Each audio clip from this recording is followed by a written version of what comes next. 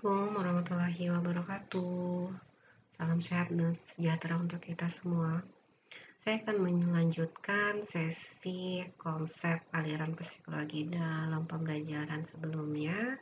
Ini adalah sesi kedua kita untuk membahas aliran psikologi.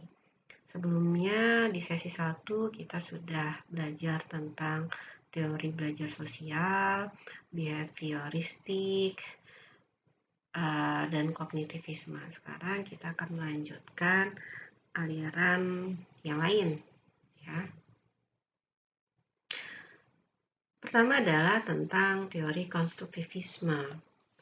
Teori belajar konstruktivisme adalah sebuah teori yang memberikan kebebasan terhadap manusia yang ingin belajar atau mencari kebutuhannya dengan kemampuan menemukan keinginan atau kebutuhannya tersebut dengan bantuan orang lain, sehingga teori ini memberikan keaktifan terhadap manusia untuk belajar menemukan sendiri kompetensi, pengetahuan, atau teknologi dan hal lain yang diperlukan guna mengembangkan dirinya sendiri. Ada 3 garis besar pandangan konstruktivisme dalam pembelajaran ini, yaitu pengetahuan merupakan hasil konstruksi manusia dan bukan sepenuhnya representasi suatu fenomena atau benda. Fenomena atau objek memang bersifat objektif, namun observasi dan interpretasi terhadap suatu fenomena tersebutlah atau objek itu dipengaruhi oleh subjektivitas pengamat. Jadi dalam teori konstruktivisme ini memasukkan unsur subjektivitas dari peserta didik dalam melihat fenomena atau melihat objek pembelajaran atau materi. Pengetahuan merupakan hasil konstruksi sosial. Pengetahuan terbentuk dalam suatu konteks sosial tertentu. Oleh karena itu, pengetahuan terpengaruh oleh kekuatan sosial seperti adanya ideologi, agama, politik, kepentingan suatu kelompok, di mana pengetahuan itu terbentuk. Pengetahuan bersifat tentatif. Sebagai konstruksi manusia, kebenaran pengetahuan tidaklah mutlak, tetapi lebih tentatif dan senantiasa berubah. Sejarah telah membuktikan bahwa sesuatu yang diyakini benar pada saat ini, suatu saat ternyata salah di masa selanjutnya. Sehingga yang namanya ilmu pengetahuan itu terus berkembang sesuai dengan tuntutan, kebutuhan, dan kondisi pada saat masa tersebut.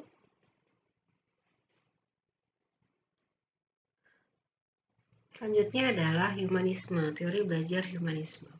Dalam teori humanisme lebih melihat pada sisi perkembangan kepribadian manusia.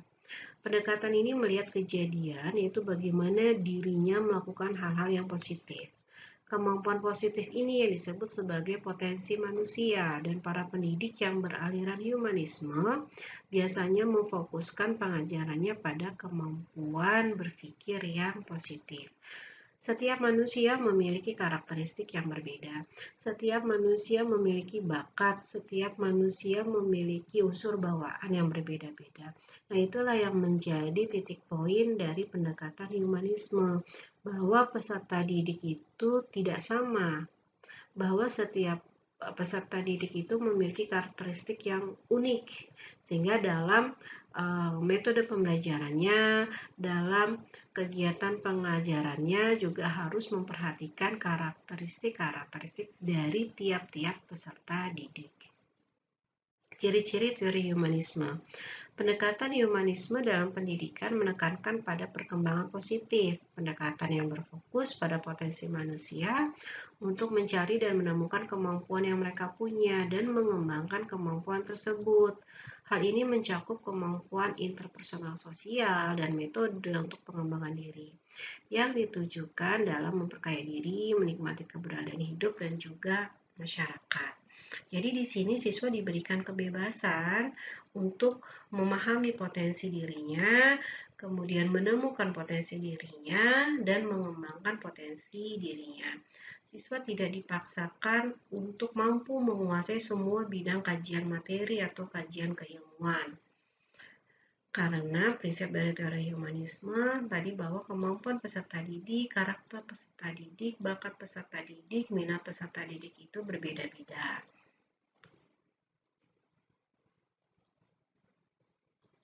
Aplikasi dan implikasi humanisme. Guru sebagai fasilitator. Kita sudah sering mendengar guru sebagai fasilitator. Sebenarnya apa sih yang dimaksud dengan guru sebagai fasilitator? Dalam psikologi humanisme memberi perhatian atas guru sebagai fasilitator. Fasilitator sebaiknya memberikan perhatian dalam menciptakan suasana awal yang menyenangkan, suasana awal yang memotivasi, ya, dengan melihat apa? Dengan melihat situasi kelompok atau pengalaman kelas. Bagi guru yang memiliki pengalaman mengajar yang cukup tinggi, tentu dalam menciptakan suasana atau pengkondisian awal di dalam kelas tidaklah terlalu sulit. Tetapi bagi guru-guru baru tentu ini membutuhkan perhatian tersendiri, membutuhkan kesulitannya sendiri ya dalam membangun atau menciptakan suasana awal yang menyenangkan ini. Sehingga pengalaman dalam mengajar dan pengalaman dalam menangani kelas-kelas sebelumnya itu juga dapat membantu bagi guru-guru dalam menciptakan suasana pembelajaran yang menyenangkan. Fasilitator membantu untuk memperoleh dan memperjelas tujuan-tujuan perorangan di dalam kelas dan juga tujuan-tujuan kelompok yang bersifat umum. Jadi ada tujuan individual dan ada tujuan kelompok. Dia mempercaya adanya keinginan dari masing-masing siswa untuk melaksanakan tujuan-tujuan yang bermakna bagi dirinya sebagai kekuatan pendorong yang tersembunyi di dalam belajar yang bermakna tadi. Jadi setiap siswa itu memiliki tujuannya sendiri. Kenapa dia mau belajar mata pelajaran A atau materi A? Kenapa menyukai materi B? Kenapa menyukai materi C? Karena ada faktor-faktor kekuatan pendorong. Apakah interestnya di situ? Apakah minatnya di situ? Apakah memang kemampuannya di situ? Sedangkan di materi atau pembelajaran yang lain dia tidak terlalu tertarik dan memang bukan minatnya di situ dan kemampuannya juga bukan di situ. Dia mencoba mengatur dan menyediakan sumber-sumber untuk belajar yang paling luas dan mudah dimanfaatkan para siswa dalam membantu mencapai tujuan mereka. Nah, di sini bahwa guru menyediakan berbagai sumber atau media pembelajaran yang sesuai dengan karakteristik belajar siswa. Memang memiliki tingkat kesulitan sendiri yang lebih kompleks. Guru harus betul-betul memahami karakter siswanya masing-masing. Nah, ini adalah tingkat kesulitan tersendiri bagi guru karena guru tidak menghadapi 1, 2, atau 3 orang siswa di dalam kelas, bahkan bisa sampai puluhan siswa di dalam kelas. Dan guru harus bisa memahami karakter dari tiap-tiap siswa tersebut. Aplikasi teori humanistik terhadap pembelajaran siswa. Aplikasi teori humanistik lebih menunjuk pada ruh atau spirit selama proses pembelajaran yang mewarnai metode-metode yang diterapkan. Peran guru dalam pembelajaran humanistik adalah menjadi fasilitator bagi siswa, sedangkan guru memberikan motivasi juga, membuat kesadaran mengenai makna belajar dalam kehidupan siswa. Guru memfasilitasi pengalaman belajar kepada siswa dan mendampingi siswa untuk memperoleh tujuan pembelajaran. Jadi di sini selain sebagai fasilitator, guru juga harus berperan sebagai motivator. Tidak betul kalau sebagai fasilitator guru tidak mendampingi siswa, guru melepas saja. Tidak, guru tetap melakukan pendampingan terhadap siswa untuk mencapai tujuan pembelajaran yang diinginkan. Tetapi sifatnya lebih memberikan kemandirian, lebih memberikan kebebasan kepada siswa untuk mencari tahu lebih jauh, untuk mengembangkan minatnya, untuk mengembangkan kemampuannya. Selanjutnya adalah teori belajar sibernetik. Apa itu teori belajar sibernetik? Teori belajar sibernetik sebenarnya berasal dari bahasa Yunani, yaitu kybernetes, yang memiliki arti pilot atau supir. Sedangkan untuk kata dengan makna yang sama memiliki arti perintah atau pemerintah. Nah, teori sibernetik ini berkembang sejalan dengan perkembangan ilmu informasi. Menurut teori ini, belajar adalah mengolah informasi. Teori ini mempunyai kesamaan dengan teori kognitif yang mementingkan proses. Ya, kita sudah bahas itu teori kognitif di sesi yang sebelumnya. Proses memang penting dalam cybernetik, namun yang lebih penting lagi adalah sistem informasi yang diproses itu. Informasi inilah yang menentukan proses. Artinya, dalam teori belajar sibernetik itu mengedepankan bagaimana proses dalam pencarian informasi. Dan teori cybernetik ini berkembang sesuai dengan perkembangan ilmu informasi dan teknologi. Ada determinan perkembangan kemajuan teknologi, komputerisasi, internet dalam teori belajar sibernetik ini. Implementasi teori belajar sibernetik. Menentukan tujuan pembelajaran. Ini harus jelas di awal tujuan pembelajaran apa yang ingin dicapai. Ada tujuan pembelajaran umum dan ada tujuan pembelajaran khusus. Menentukan materi pembelajaran yang sesuai. Ya, yang sesuai. Kalau dalam kurikulum materi pembelajaran itu memang sudah ditentukan. Guru hanya tinggal mengembangkan saja materi pembelajaran itu agar lebih kaya akan informasi kekinian, agar lebih interaktif, agar lebih sesuai dengan karakteristik pembelajar siswa di dalam kelas tersebut. Mengkaji sistem informasi yang terkandung dalam materi pembelajaran. Karena dalam teori belajar sibernetik ini mendayagunakan internet, teknologi informasi, sehingga mengkaji sistem informasi itu amatlah penting. Sumber informasi itu banyak, bisa dengan mudah mengambil dari internet, bisa mengambil dari sumber media apapun itu. Nah, bagaimana caranya agar informasi yang beragam itu valid, agar informasi yang beragam itu kita ambil mana yang betul-betul valid, mana yang bisa ditinggalkan karena sumbernya pun juga sudah beraneka ragam. Ini adalah membangun bagaimana nanti kemampuan siswa untuk menganalisis sumber-sumber informasi tersebut. Menentukan pendekatan belajar yang sesuai dengan sistem informasi tersebut. Apakah dengan menggunakan teknologi terkini, apakah masih bisa dengan menggunakan konvensional kelas, itu nanti disesuaikan dengan kondisi pembelajar dan kondisi kelas. Menyusun materi pelajaran dalam urutan yang sesuai dengan sistem informasinya. Jadi step by step. Kalau kita berbicara sistem, berarti tidak boleh ada satu subsistem yang terlewati. Tahapan demi tahapan harus disesuaikan. Dari materi pelajaran yang mudah, tingkat kesulitannya lebih mudah sampai ke materi pelajaran yang tingkat kesulitannya lebih kompleks. Harus dirunut.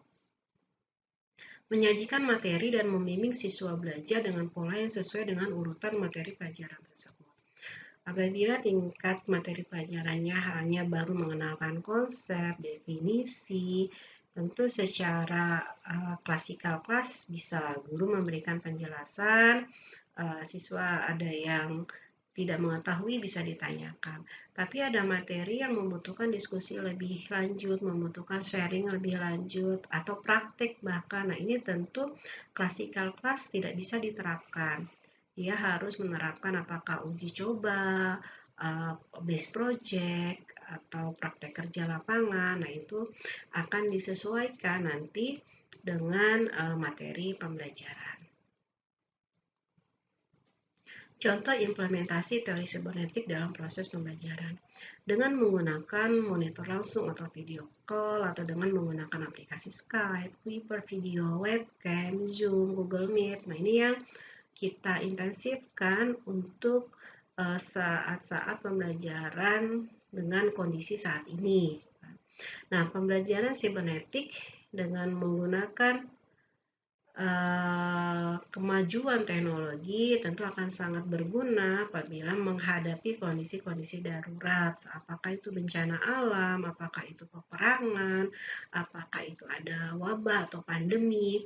Dalam penggunaannya, pendidik dan peserta didik tidak harus bertatap muka secara langsung seperti belajar konvensional. Pendidik hanya membutuhkan layar monitor yang terhubung dengan peserta didik, dan peserta didik juga harus memiliki fasilitas seperti laptop atau infocus yang terhubung dengan pendidik. Nah, mungkin keterbatasan dari teori pembelajaran sibernetik yang menekankan kepada penggunaan teknologi adalah belum meratanya jaringan internet, belum meratanya akses internet, belum meratanya kemampuan peserta didik dalam memiliki fasilitas-fasilitas seperti apakah laptop, apakah HP yang mendukung. Itu ada kendala-kendala yang dihadapi dalam implementasi teori belajar sibernetik. Walaupun itu sangat membantu sekali untuk kondisi saat ini, sistem pembelajaran sibernetik ini.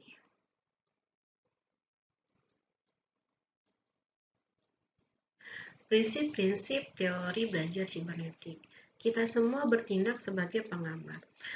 Karena adanya kemudahan dalam mengakses informasi, mengakses sumber pembelajaran, baik guru, siswa itu adalah sebagai sumber pengamat. Fenomena sosial juga mudah diamati, kita tidak perlu langsung ke tempat kejadian.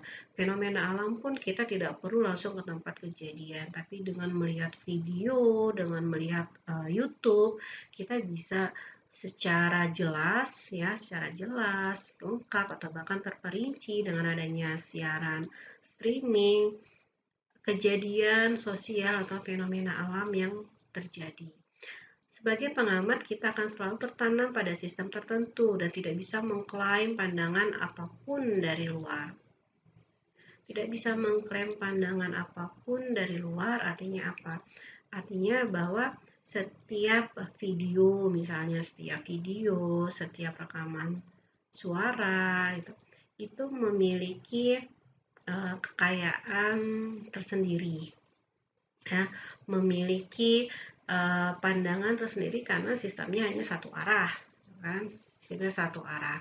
Kita tidak bisa langsung cepat merespon karena tidak berbicara langsung, tidak berhadapan langsung.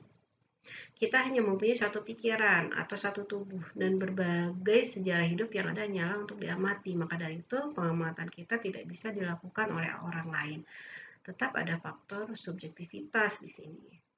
Kita dapat memperhatikan perbedaan apa saja yang ada dan membuat perbedaan terhadap lingkungan ataupun sistem. Pengamat akan merancang berbagai informasi dan menyajikannya untuk kita.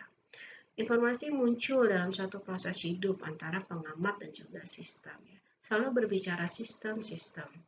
Melalui komunikasi dan tentunya umpan balik secara konstan, kita dapat mengubah gambaran mengenai dunia dan mengubahnya. Nah, tadi jaringannya cepat, aksesnya mudah, sehingga kita dapat menginformasikan atau mendapatkan informasi dari luar dan mampu mengubah gambaran yang sebelumnya misalnya perspektifnya A, terus bisa dengan cepat langsung berubah menjadi perspektif B karena gempuran informasi yang begitu masif.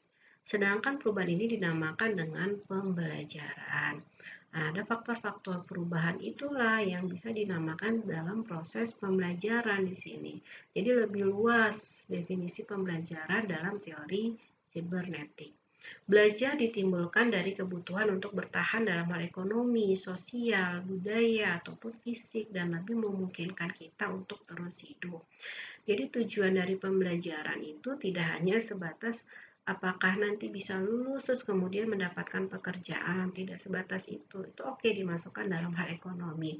Tapi bagaimana dari proses hasil belajar itu seseorang individu mampu untuk mengembangkan sosial kemasyarakatnya, mampu mengembangkan budayanya atau mempertahankan budayanya.